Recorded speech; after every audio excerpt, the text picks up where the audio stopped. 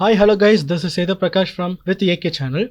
So இப்போ நம்ம வந்து புதுசாக ஒரு சீரிஸ் வந்து ஸ்டார்ட் பண்ண போகிறோம்.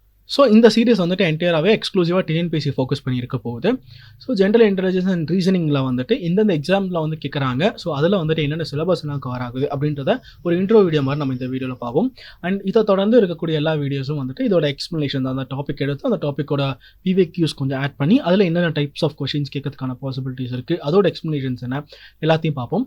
இதிலேயே வந்துட்டு நம்ம டெலகிராம் குரூப்போட லிங்க் வந்துட்டு வீடியோ கீழே கொடுத்துருக்கோம். அண்ட் ஸ்க்ரீன்லையும் டிஸ்பிளே ஆகும், பார்த்துருங்க. எல்லோரும் ஜாயின் பண்ணிவிடுங்க.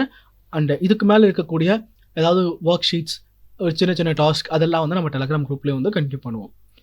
Okay, let's get in to the video. So இப்போ வந்து பார்த்தீங்கன்னாக்கா டிஎன்பிசியில் எங்கெங்கே இடத்துலலாம் வந்து ரீசனிங் மேஜராக ரோல் ப்ளே பண்ணுது அப்படின்னாக்கா, நம்ம குரூப் 1லையும் சரி, குரூப் 2லையும் சரி, குரூப் 4லையும் சரி, அண்ட் அதர் எக்ஸாம்ஸ்லையும் சரி, ஆப்டிடியூடுக்காக 25 கொஷின்ஸ் சாலிடாக எப்போவுமே வந்துட்டு டிஎன்பிசி ஒதுக்கிடும். அந்த 25 கொஷின்ஸில் 15 கொஷின்ஸ் வந்துட்டு குவான்டிட்டி ஆப்டிடியூடில் எப்போவுமே போயிடும். மீதி 10 கொஷின்ஸ் வந்து பார்த்தீங்கன்னாக்கா ரீசனிங்கில் வந்து இருக்கும். ஸோ இந்த ரீசனிங்கில் என்னென்ன டாபிக்ஸ் எல்லாம் ப்ரிலிமினரிக்காக நமக்கு ரெஃபர் பண்ணியிருக்காங்க அப்படின்னு சொல்லி பார்த்தோம்னாக்கா, லாஜிக்கல் ரீசனிங் இருக்குது, பசில்ஸ் இருக்குது, டைஸ் இருக்குது, விஷுவல் ரீசனிங் இருக்குது, ஆல்ஃபா நியூமரிக் ரீசனிங் இருக்குது, அண்ட் நம்பர் சீரிஸ் இருக்குது. ஸோ இது வந்துட்டு ஆக்சுவலி வந்து ஒரு ஆஸ் அ ஹோலாக இருக்கக்கூடிய டாபிக்ஸ். இந்த டாபிக்ஸ்க்குலாம் நிறையா சப்டிவிஷன்ஸ் இருக்குது. அதனால் வந்துட்டு இந்த டாபிக்ஸும் சரி, இதுக்கு கீழே இருக்கக்கூடிய சப் டாபிக்ஸும் வந்துட்டு ஒரு டாப்பிக்கை பார்ப்போம். ஸோ அடுத்து வேறு எங்கே வந்துட்டு ரீசனிங் வந்துட்டு ரோல் ப்ளே பண்ணுது டிஎன்பிசியில் அப்படின்னு பார்த்தோம்னாக்கா, நமக்கு குரூப் 2A மெயின்ஸில் 50 கொஷின்ஸ் வந்து நமக்கு ரீசனிங் வந்து அனௌன்ஸ் பண்ணியிருக்காங்க.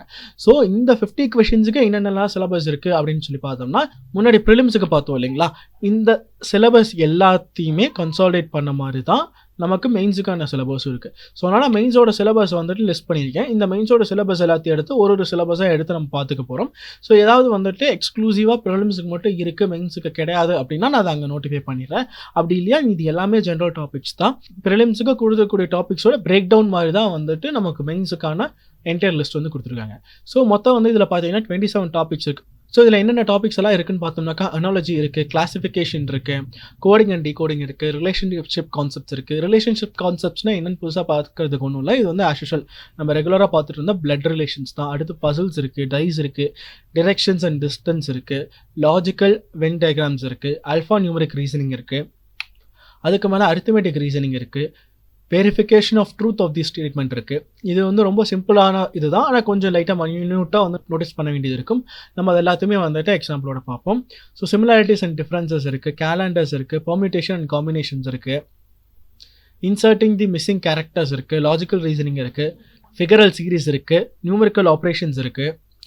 அடுத்து வந்து பார்த்தீங்கன்னாக்கா சிம்பாலிக் ஆப்ரேஷன்ஸ் இருக்குது, வேர்ட் பிளெண்டிங் இருக்குது, ஸ்டேட்மெண்ட் அண்ட் கன்க்ளூஷன் இருக்குது, அட்ரஸ் மேட்சிங் இருக்குது, மிரர் இமேஜஸ் இருக்குது, எம்பர்டிங் ஃபிகர்ஸ் இருக்குது, விஷுவல் ரீசனிங் இருக்குது, ஃபிகரல் கிளாசிஃபிகேஷன் இருக்குது, ஸ்கொயர் கம்ப்ளீஷன் இருக்குது.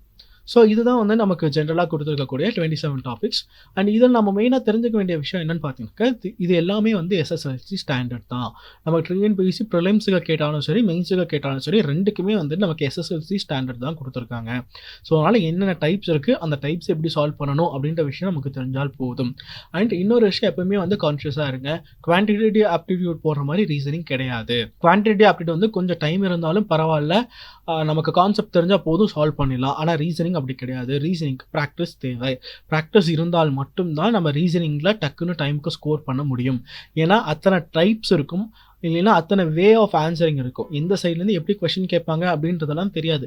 நம்ம அதுக்கு நிறைய வேஸில் போட்டு பழகிக்கிட்டால் மட்டும்தான் அது வந்துட்டு நமக்கு கொஞ்சம் ஈஸியாகவும் இருக்கும், கன்வீனியன்ட்டாகவும் இருக்கும். டக்குன்னு பார்த்தோன்னே ஓகே இது வந்து இப்படி சால்வ் பண்ணலாம், இதை இப்படி சால்வ் பண்ணலாம் அப்படின்னு நம்ம வந்து கண்டுபிடிக்க முடியும்.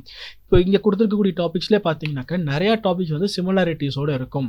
அப்படி சிமிலாரிட்டிஸோடு இருக்குன்னா அந்த டாபிக்ஸ் வந்து கொடுத்துருக்க கொஷின் வந்துட்டு எந்த டாபிக் கீழே வருது அப்படின்றதே ஒரு சில இடத்த வந்து கண்டுபிடிக்க முடியாது. அந்த மாதிரி கொஞ்சம் ஒன்னோட ஒன்று வந்துட்டு இணைஞ்சிருக்கும். ஸோ அந்த மாதிரி கான்செப்ட்ஸ் இருக்கும்போது எல்லாத்துக்குமே ப்ராக்டிஸ் இருக்கிறது தான் ஈஸியாக இருக்கும். ஆக்சுவலி டாபிக்ஸ் எல்லாம் ஈஸி தான். ஒன்லி திங் இங்கே நமக்கு என்ன ரெக்வயர்டுன்னு பார்த்தீங்கன்னாக்கா ப்ராக்டிஸ். சரிங்களா? ஸோ இனி வந்துட்டு அப்கமிங் வீடியோஸில் எல்லாத்தையும் ஒன் பை ஒன்னாக பார்ப்போம். Until then stay tuned. This is Sethu Prakash from TNPSC with AK. Telegram குரூப்போட ஐடி கொடுத்துருக்கோம், கைண்ட்லி ஜாயின் பண்ணிக்கோங்க. இதில் கொடுக்கக்கூடிய ஒர்க் ஷீட்ஸ், சாம்பிள்ஸ், அப்பப்போ சின்ன குவிஸஸ், அது எல்லாத்தையுமே வந்து டெலகிராம் ஐடியில் கண்டக்ட் பண்ணுறோம். ஸோ கைண்ட்லி ஜாயின் பண்ணிக்கோங்க. அடுத்த வீடியோவில் பார்ப்போம். டாடா பாய்.